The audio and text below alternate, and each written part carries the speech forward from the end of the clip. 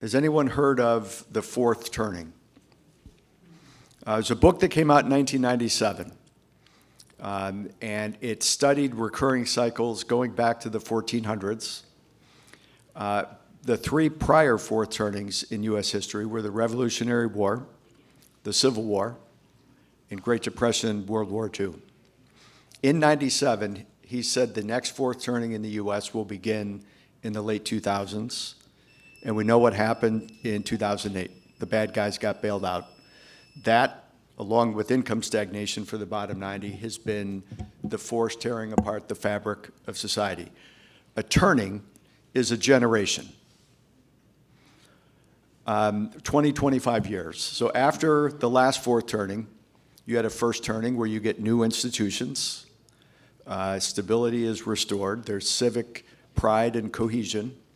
The new institutions that were created last time were the UN, NATO, the Bretton Woods monetary system, World Bank, IMF.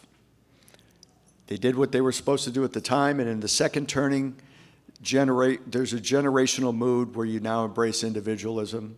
By the third turning, those same institutions get heavy.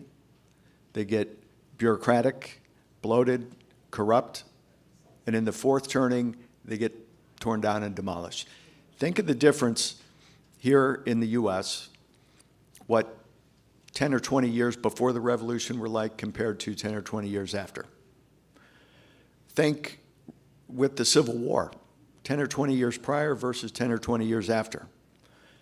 Think about the Great Depression and World War II, the 20 years before, the 20 years after.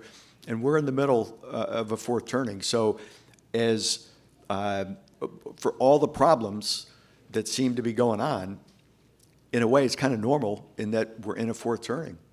And this stuff recurs going back to the 1400s. So to answer your question about, what could we do for Trump, appointees to the Fed or whatever, I think we got to go through a crisis.